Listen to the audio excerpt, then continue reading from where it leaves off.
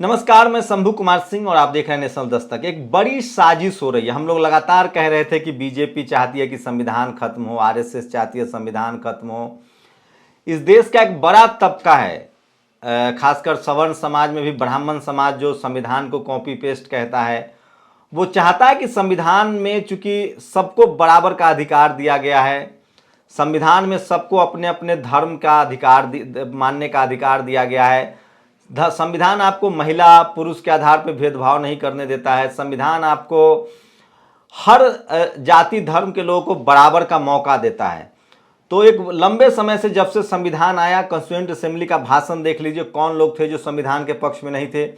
RSS ने लगभग 30 सालों तक झंडा नहीं फहराया, वो तिरंगा नहीं मानना चाहते थे, संविधान नहीं मानना चाहते थे। Bunch of thoughts Golwalkar. अब लेकिन एक बड़ी कॉन्स्पिरेसी हो रही है। कॉन्स्पिरेसी वो हो रही है कि जिन लोग इस देश में संविधान की वजह से मलाई खा रहे हैं, चाहे वो सुप्रीम कोर्ट में बैठे हों, चाहे वो प्रधानमंत्री, मुख्यमंत्री, आईएएस आईपीएस बन रहे हों, वो सब संवैधानिक प्रक्रिया के तहत बन रहे हैं। लेकिन वो एक बड़ी कॉन्स्पिरेसी कर रहे हैं कि कैसे उन लोगों को संविधान के खिलाफ खड़ा कर दिया जाए जो संविधान को, जिनकी सचमुच जरूरत है। अब लगातार एससी एसटी ओबीसी माइनॉरिटी के लोगों को न्याय नहीं मिल रहा है, मुसलमानों को न्याय नहीं मिल रहा। अभी कुछ 100 लोगों पर कहा जा रहा है कि यूएपीए लगा दिया गया है, जिन लोगों ने पोस्ट लिखे थे।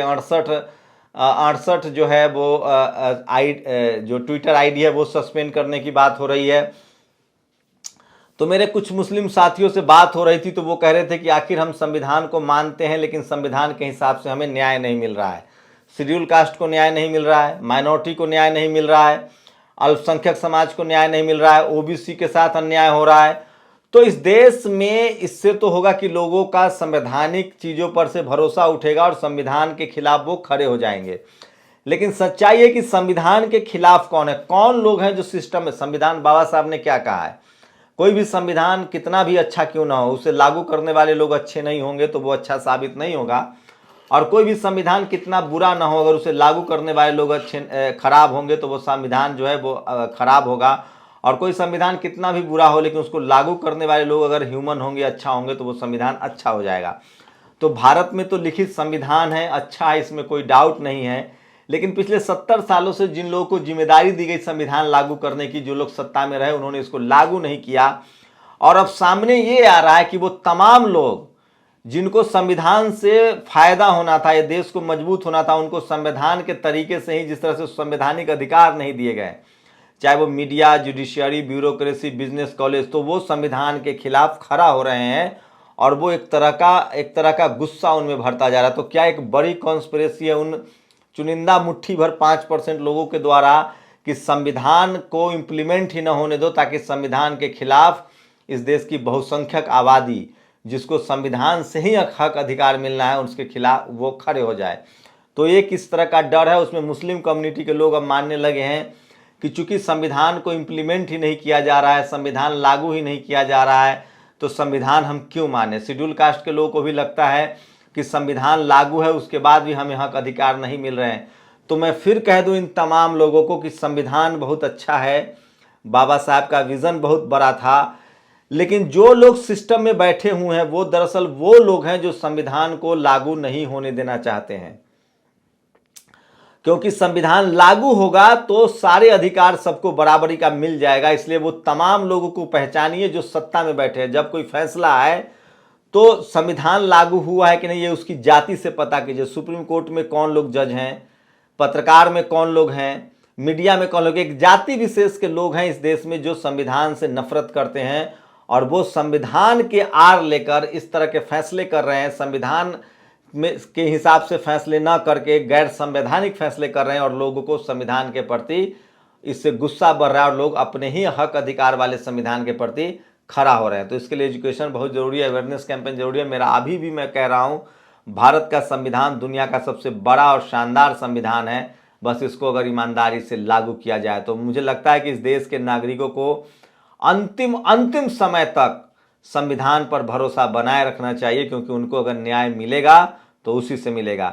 अब कुछ और बातें। कल 5 अप्रैल 2006 को तत्कालीन एक दिन मैं भूल गया और ये खबर थी 5 अप्रैल 2006 को तत्कालीन केंद्रीय मंत्री मानव संसाधन विकास मंत्री अर्जुन सिंह ने केंद्र सरकार के शिक्षा संस्थानों में 27% ओबीसी आरक्षण किया। IIT, IIM, AIIMS, DU, BHU, NIFT, NEET सब जगह ओबीसी कोटा वहीं से आया। अर्जुन सिंह की जयंती थी, उनको नमन। अर्जुन सिंह, बीपी सिंह तमाम लोग थे।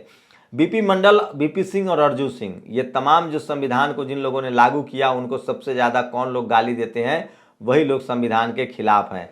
और सूरज बौद्ध ने एक ट्वीट किया है, the casteist goon thrash then try to molest a depressed class women एस इन पंजाब गाजियाबाद। गाजियाबाद में एक महिला के साथ हैरेसमेंट हुआ है और उस पर केस भी नहीं किया जा रहा है। और सबसे बड़ी खबर एक और है, चीन ने 100 घर बना लिए हैं अरुणाचल प्रदेश में। ये श्रीनिवास ने ट्वीट किया है। और आप सोचिए कि ये अमेरिका की अखबारों में खबरें आई हैं, खैर भारत में इस पर चर्चा नहीं होगी। 100 घर बना लिए हैं चीन ने। तो सोचिए कि हमारी जो सीमा की जो सीमा है वो भी अब सुरक्षित नहीं, और चीन लगातार घुसपैठ कर रहा है। लेकिन सरकार आपको अंधेरे में रख रही, मीडिया अंधेरे में रख रही है। उत्तर प्रदेश की जनता 22 करोड़ है, वहाँ 15 करोड़ लोगों को 5 किलो अनाज मिल रहा है। मतलब वहाँ सोचिए कि 15 करोड़ लोग वहाँ गरीबी रेखा से नीचे रह रहे हैं। तो ये शर्मनाक है। राजेश एसपी ने ट्वीट किया है कि सिर्फ 3 मेडिकल कॉलेज बनवाया, वो भी अधूरे, जबकि 59 मेडिकल कॉलेज का प्रचार चल रहा है। और ये एक वीडियो दिल्ली में जिस तरह से दीपावली के दिन एक मुस्लिम शॉप को, जो कि चिकन बिरयानी के शॉप थे, उसको जिस तरह से बंद करवाया गया है, वो तरीका ठीक नहीं है। आपको नहीं खाना है चिकन मटन तो आप मत खाइए, लेकिन आप दुकान नहीं बंद करवा सकते हैं। यही संविधान आपको अधिकार देता है। ये बहुत गलत बात है। अच्छा बताइए, दीपावली थी तो आपने मटन बंद कर, बाकी दिन कौन लोग चिकन बिरयानी खाते हैं? आप लोग क्यों नहीं शाकाहारी हो जाते हैं पूरी तरह से? जिन लोगों को इतना प्रॉब्लम है, मैं फिर कह रहा हूँ, ये इस तरह का कट्टरवाद है। और इसलिए दिलीप मंडल लिखते हैं कि जो लोग को आरक्षण से प्रॉब्लम है तो Galgotia, Jindal, Amity, global era university को दुनिया के टॉप 500 में क्यों नहीं लगा लेते हैं? इस देश में एक भी प्राइवेट यूनिवर्सिटी नहीं है जिसकी रैंकिंग 500 के अंदर आए। तो ये सबसे बड़ी खबर थी जो मैं आपको बता रहा था। और कुछ और बड़ी खबरें हैं जो मैं बार बार कह रहा हूँ कि सोशल मीडिया बहुजन मीडिया है।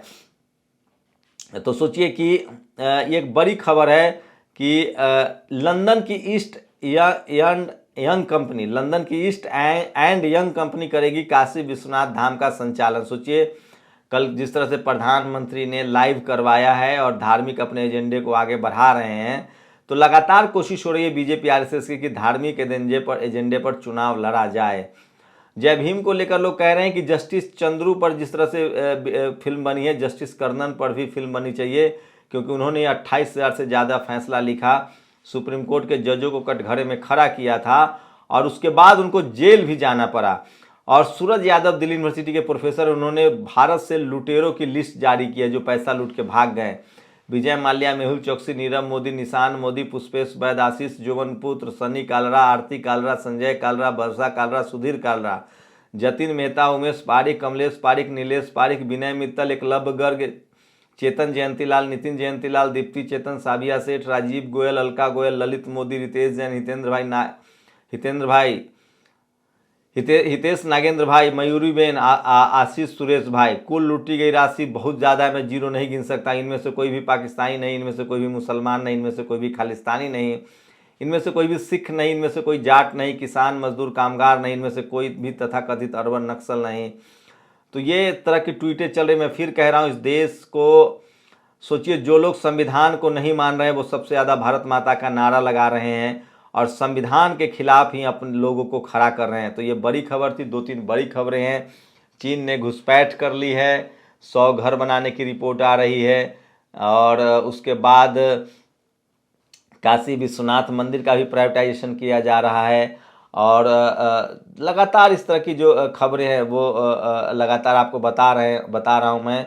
और सोशल मीडिया ही बहुजन मीडिया है, सोशल मीडिया ही सच्चा मीडिया है। तो इस तरह की खबरें जो हैं वो आपको कभी मिलेगा नहीं। और योगी आदित्यनाथ के चुनाव लड़ने की बात पर अखिलेश यादव का तंज बाबा जा रहे हैं, इलेक्शन में न उतरे। तो अखिलेश यादव लगातार जो हैं वो काफ़ी हमलावर हो रहे हैं उस पर, योगी आदित्यनाथ पर। ये पॉलिटिकल खबरें हैं। लेकिन सोशल मीडिया की जो सबसे बड़ी खबरें थी वो मैंने आपको बताया। और सोशल मीडिया पर जो सबसे ज़्यादा खबरें चल रही हैं कि मुकेश अंबानी जो हैं वो ब्रिटेन में शिफ्ट होना चाहते हैं। तो सोचिए कि वो देश छोड़ के जाना चाह रहे हैं। कुछ लोग बता रहे हैं कि उसकी कई और वजह हैं, जैसी वजह सामने आएगी मैं बताऊंगा। और सोशल मीडिया पर ये तमाम बड़ी खबरें थी जो मैंने आपको बताया, जो चल रहा था। और सोशल मीडिया सच्चा मीडिया है, सोशल मीडिया ही बहुजन मीडिया है। सोशल मीडिया पर ही थोड़ी बहुत खबरें आपको मिल पाती है, नहीं तो बहुत मुश्किल है। तो सोचिए कि क्या अपने ही लोगों को संवैधानिक फैसले न करके सही और संविधान के खिलाफ खड़ा किया जा रहा है। मुझे अभी भी लगता है लोगों को कि इस देश के बहुजनों को एटलीस्ट संविधान पर भरोसा बनाए रखना चाहिए, क्योंकि जब तक संविधान है तभी तक आपके हक अधिकार जो हैं वो सुरक्षित हैं। आप लोग की क्या प्रतिक्रिया है? अपनी प्रतिक्रिया जरूर दीजिए। कौन लोग हैं जो संविधान विरोधी और सत्ता में बैठकर संविधान को बदनाम कर रहे हैं? आप लोग अपनी प्रतिक्रिया जरूर दीजिए। शुक्रिया। नेशनल दस्तक की आपसे गुजारिश है कि अगर इसको बचाना चाहते हैं तो नेशनल दस्तक को सब्सक्राइब करने के लिए रेड कलर के सब्सक्राइब बटन को दबाएं, फिर बेल आइकन की घंटी दबाएं। नेशनल दस्तक को बचाने के लिए बहुत जरूरी है कि हर खबर को शेयर करें, लाइक करें, कमेंट जरूर करें।